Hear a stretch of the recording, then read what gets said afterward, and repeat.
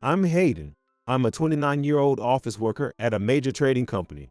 This time, I want to share a story that started like a dream, where I could marry the woman I felt head over heels for at first sight, but ended up getting betrayed by my own younger brother. First, let me introduce myself. I'm tall and well educated, which places me in a pretty good category on paper, but I've always been bad at conversation, so I wasn't very popular during my school days. My parents divorced when I was young, and I was raised by my dad. By the way, my father is a well-known investor who is still active today, so you could say I'm kind of a privileged guy. Also, I had a brother I didn't get along with, but he was taken in by our mom. As I mentioned earlier, I'm not very popular, so I don't have much experience in love, and I'm not good at talking to women. But I thought I couldn't keep going like this, so at the urging of a friend, I went to a mixer party. That's where I met my wife. I definitely thought it was fate. She was cute, beautiful, and her gestures were lovely. After falling in love with her at first sight, I couldn't look at anyone else. But because I'm not good at talking, I couldn't talk much at the party and didn't manage to appeal much. Well, I was too busy admiring my wife. Anyway, I didn't get her contact info at the party, and I thought it was all over. But I thought I couldn't leave it like that. So I desperately asked a friend who was with me to get her contact info. I was desperate back then, but still, I couldn't be too forward right from the start. So I started contacting her daily, talking about things that happened that day. Then she mentioned a movie she wanted to see, and I thought this was my chance. So I asked her out on a date. During that date, I thought I had to impress her with various things. However, having almost no dating experience, I wasn't sure what to emphasize. So I decided to talk about my educational background and let her get to know me, which seemed the most important. So I talked a lot about myself and asked a lot about her, what she had been doing, what she liked. I was just too interested in everything about her. Originally, I was not good at talking, but when I was with her, I could forget all that and enjoy chatting. I was so happy to feel that we were compatible. Since I wasn't very popular, I thought she was the only one for me. And I confessed to her then. And to my surprise, she said yes, and things progressed smoothly from there. By progressed smoothly, I mean not only the period we were dating, which was important, but also that she often said she wanted to get married soon. My wife during our dating period was my ideal woman. She was beautiful and cute, with seductive gestures. She was unlike anyone I had met before. But even with my limited experience with women, I could tell she was good at handling men, so she must have been quite popular before. But that didn't bother me. Above all, I loved her, and I trusted her because she was with me. I was willing to spend all my time and money if it meant I could be with her forever. When we started talking about moving in together, she seemed really happy, and I thought that side of her was cute too. During our conversations, I realized she was a very kind person, and what attracted me the most was that she didn't seem to want a lot of material things. She wasn't the type to greedily demand things like I want this or I want that. So I was drawn to that as well. Having little experience in love, of course, I also longed for a relationship. We did all the typical things like going on shopping dates together and visiting zoos and aquariums. It was a dream come true for me, so I was overflowing with happiness. But looking back, there was one thing during our dating that seemed off. One time when we were dating, my wife's phone rang. She wasn't around, and I thought about bringing her the phone, so I glanced at the screen. There was a man's name on it with a heart emoji next to it. I wondered who he was and felt a bit uneasy, but I couldn't be sure it was cheating. After all, I had hardly any experience with romance. So I took the phone to her and casually asked, "Who is this? It's a guy, right? Why is there a heart emoji?" Who knows? I don't know this person. How can you not know someone whose name appears on your phone? What? You don't trust me? No, it's not that. That's awful. I'm not cheating on you. It's not like that. I was just curious. I'm sorry, please don't cry. It turned into a confusing situation with her crying and talking about trust, and I couldn't continue the conversation. I had never seen that side of her before, so I was too shocked to say anything. But then I started feeling guilty as if I had caused her distress. If I were who I am now, I'd understand that there's no need to feel sorry, but back then I couldn't, because she was everything to me, my number one. Maybe you could say I was faithful, but I didn't notice the signs of change in her. And people who quickly resort to crying or getting angry can't really have a discussion. Even if there's just one unpleasant thing, it's hard to resolve, right? I thought it might be a barrier to marriage, wondering, is it really okay to marry such a woman? But I loved her too much, so I decided to let this incident slide and erase it from my memory. After that, I couldn't confront her about anything. But nothing bad really happened after that. I only questioned things that one time, and I thought there was no need to worry about it anymore. Plus, she was exactly my type and so cute. I could forgive anything she did. Things progressed smoothly from there. When I proposed, she said it seemed like she had been waiting for it. But as soon as we decided to get married, I felt she started acting a bit tyrannical. The first odd thing was when she said she wanted to live in a high-rise in the downtown area. I mean, I earned enough to make it happen. But before we got married, she was fine with our current situation and didn't have any desires to live in a high-rise. Furthermore, she started saying she wanted a luxury foreign car. Since I'm the only one who drives, she'd just be riding in it. But it seemed she wanted it just to show off. I've always admired foreign cars, but she had never been interested in cars before, and suddenly she started asking for one. Whether she changed after we got married or I just didn't see it coming, I don't know. But of course, I made all her dreams come true, including the high-rise and the luxury car. Then, when it came to our wedding, she wanted it to be extravagant. I get it. It's a big moment for women, and it happens once in a lifetime. She wanted a custom-made wedding dress and asked for everything to be luxurious. Well, it was our wedding, so I thought custom-made might be fine. But then the cost of the wedding ballooned to 3 times the average. But I was head over heels in love with her, so I accepted all her demands. I did ask her once if we could keep the cost down a bit before they tripled. But she got furious, so I had no choice but to go along with it. On the wedding day, she was very satisfied. It was a lavish wedding because I had agreed to all her demands. We had a buffet-style meal, and at her request, we provided plenty of alcohol, so all the guests were quite tipsy. Then, an incident occurred. In the middle of the wedding, I suddenly got punched by this incredibly handsome guy. It happened so fast that I couldn't understand what was going on. But then I realized immediately after, it was my estranged brother whom I hadn't seen for a long time. At that moment, I wasn't sure if my brother recognized me, but he was drunk and excited, and while hitting me, he started shouting nonsensical things like, "She has been my girl since before. Don't think you've won just because you're married." But then he recognized me and said, "Big brother," and looked so shocked that he trembled and wet himself. When I realized it was my brother, I couldn't contain my anger. I'd say it myself. I'm smart and fairly educated, so I grasped the situation in an instant. That moment, I remembered the past.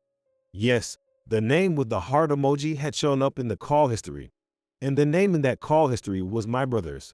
In short, my wife and my own brother were having an affair right in front of me. Both my wife and brother looked shocked. What surprised me the most was that my wife had invited my brother. Well, it seems she didn't know that her lover and I were brothers. Since I, the groom, got punched, the guests started murmuring, wondering what was going on. My face was visibly filled with anger, which everyone could probably tell. The two of them turned pale as if the blood had drained from their faces. It's not like that. This isn't what it looks like. What do you mean it's not what it looks like? Tell me everything. I didn't know this person. How can you not know him? He just said to you, "I'm dating this woman." Doesn't it sound strange to say you don't know him? What is he? A stalker? He's not a stalker. Big brother, long time no see. I'm sorry. Sorry doesn't cut it. What are you doing here? Well, I've been a friend of your wife since high school, and we went to the same school. She invited me as a friend to the wedding, so I'm here today. Do you think I'm going to believe such a lie? You just said she has been your girl for a long time. And don't think you've won just because we're married. Who do you think you are? There's no winning or losing here. First of all, what kind of person attacks someone like that? Is this how our mother raised you? No, it's not like that. This is. I don't want to hear your excuses anymore. Tell me the whole truth. This is also tiresome. The best things about you are that you have money and you're smart. You're not even good looking, and your conversation isn't interesting. You should feel lucky that you got to marry me. How can you talk about happiness? Who can say they're happy in this situation? It must have been shocking for her to see me speak so harshly for the first time. After that, my wife didn't say much. In that moment, everything became unbearable, and although I felt sorry for the guests, that was the end of it for that day. Truly, my wife was an embarrassment in front of everyone. I regretted not realizing what was happening at the time, but I thought it was too late for regrets. I heard later that, in fact, my wife and my brother had been high school sweethearts and had been dating ever since. I guess going to a mixer party despite having a boyfriend is questionable, but she met me at the party. Then she must have thought, I have to marry this man to make a fortune. Indeed, I worked at a trading company. My father is an investor, and I had the financial means to fulfill dreams of luxury apartments, cars, and custom-made wedding dresses. But then I remembered. I had told her about my financial status on our second date. Back then, I was trying to impress her, so I ended up revealing everything about myself. I blurted out everything about working at a major trading company and doing investments, and that my father is a well-known investor. I understand that it's my fault, of course, but that's a different story from cheating. When I confronted my wife and brother, it turned out my wife was planning to marry me to get on the gravy train, deceive me out of my money, and make it hers. Of course, since my father was wealthy too, she was probably planning to deceive him out of his money as well. The plan was apparently to divorce me later and marry my brother and live the high life together. Looking back, that's why everything about our marriage progressed so smoothly. It was all about the money for her, planning to marry quickly just to take the money and run. I had been deceived from the start. She was incredibly cute, the woman I fell in love with at first sight, and she was kind to someone like me who had no experience in love, which made me overjoyed. In reality, she was deceiving me, which is just the worst. It was the lowest point of my life. But when you're betrayed by someone you trust, not only is it sad, but everything up to that point starts to look like a lie. And I just went cold in an instant. That's why I thought about erasing her from my social and public life. After that, I talked with my brother, whom I hadn't seen in a while. It wasn't a fun conversation. It was more like I was interrogating him. But as always, my brother was still handsome. It's also annoying. Honestly, since our parents divorced when we were young and he went with our mom, it seems he didn't turn out too well. He didn't end up committing any crimes, but he caused trouble for his classmates and was generally the type of person I disliked.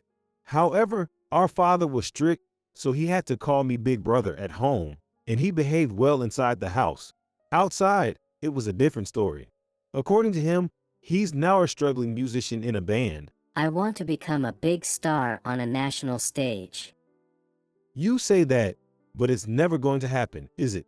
I thought to myself, a guy like you. I'm not making any money yet, so paying any settlement would be tough. You think just because it's tough, I'm going to forgive you. Ugh. I'm not that kind of man. Also, our father really values family. He and our mom didn't get along and divorced, but when they were together, there was a clear hierarchy at home. It was, in order, our father, me, and then my brother. So when my brother shook and wet himself upon seeing me, I think it was because he realized he had no authority at home. He also understood that without any connection to our father, he'd have nowhere to turn. By the way, my wife was apparently very popular since high school. She looked like a cute and beautiful woman on the surface, but she was awful on the inside. My brother said starting to date her was like heaven. The fact that we're brothers and attracted to the same type of woman made me feel sick. However, my wife had always been flirtatious, going back and forth between different men, and my brother couldn't let go of her. They depended on each other. Both being attractive probably played a part in their connection. So they hatched this ridiculous plan to approach me. I never imagined it would turn out this way. Well, I don't expect to see them again, so I thought it was a good opportunity. But being betrayed by my wife was honestly a shock. Having had few relationships or friendships, I rarely experienced betrayal. But to have it come from someone I thought I'd spend my life with, I decided I'm done with marriage. It turns out my brother didn't know that I was the husband. It seems they plan to marry a rich guy, skim some money off, divorce, and then play around.